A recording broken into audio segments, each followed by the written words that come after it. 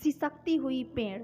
सोनू जब 5 साल का था तो उसके पापा ने घर के सामने बड़े ही प्यार से एक नीम का पेड़ लगाया।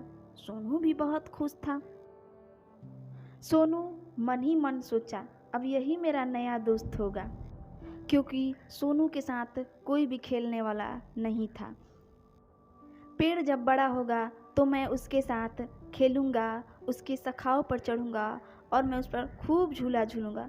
सोनू खुशी के मारे फूले नहीं समा रहा था।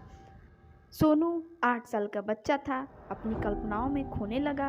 अब मैं इस पेड़ के साथ खेलूँगा, अब मैं स्कूल से जब भी आऊँगा इसे घंटे बातें किया करूँगा।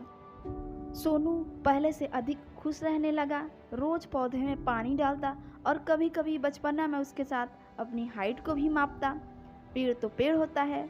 जब सोनू 10 साल का हुआ तो नीम का पेड़ एक हरा भरा वृक्ष के रूप में तैयार हो चुका था।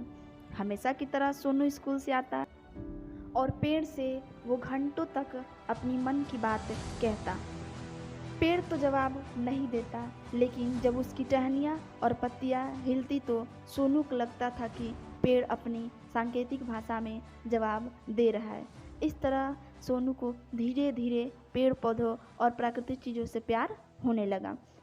इसी तरह समय बीतता जा रहा था कि अचानक सोनू के घर के बगल में जो खाली ज़मीन थी उसका खरीदार मिल गया और नया खरीदार वहाँ नया घर बनाना चाहता था।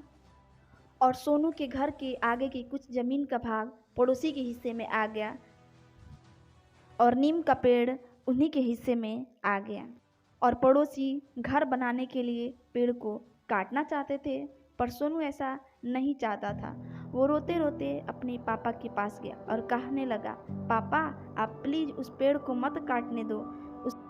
उस पेड़ में कितने सारे पंछियों का घोंसला है। सोनू ने गुस्से से कहा, पापा आपने उस पेड़ को लगाया है तो कोई और कैसे काट सकता है।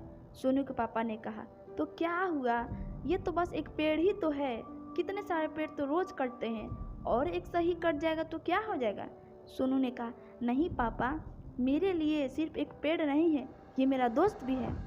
सोनू ने कहा, पापा मैं इसके डाली पर खेलता हूँ, मैं इससे बात भी करता हूँ। सोनू के पापा ने बड़ी निर्दयता से कहा, देखो बेटा, मैं इन सब के बारे में कुछ नहीं जानता हूँ, मैं बस इतना जानता हूँ कि इस पेड़ को मैंने लगाया है, लेकिन अब यह किसी और की ज़मीन में पड़ रही है, तो इस पेड़ के साथ जो चाहे वो कर सकते हैं। वो चाहे तो काट सकते हैं, वो चाहे तो रख भी सकते हैं। सोनू ने अपने पापा से पूछा, तो क्या मुझे ज़मीन के खरीदार जगन्नाथ से बात करनी पड़ेगी।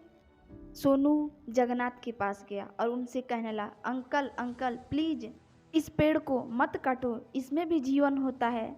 हमारी तरफ यह भी सब कुछ कर सकते हैं, परंतु बोल नहीं सकते हैं और चल नहीं सकते हैं।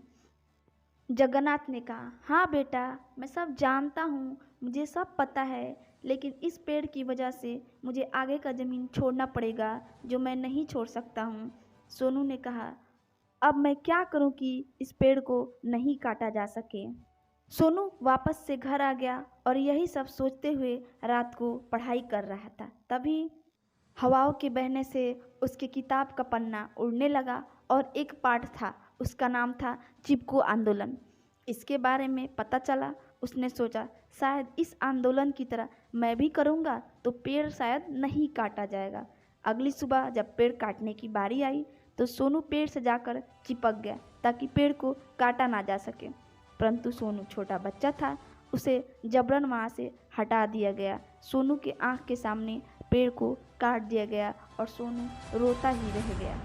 सोनू के आंखों से आंसू बहता ही जा रहा था, मानो उसने अपना एक अहम मित्र खो दिया। सोनू ने उसी समय ठान लिया, जब मैं बड़ा होऊंगा तो मैं हमेशा पर्यावरण पेड़ पौधों का संरक्षण करूंगा। इस दुनिया में जुबान वालों की कोई नहीं सुनता है तो बेजुबानों को कौन सुनेगा। इंसान तो जंगल को काटता ही जा रहा है, इंसान को जंगल बनने से कौन रोकेगा।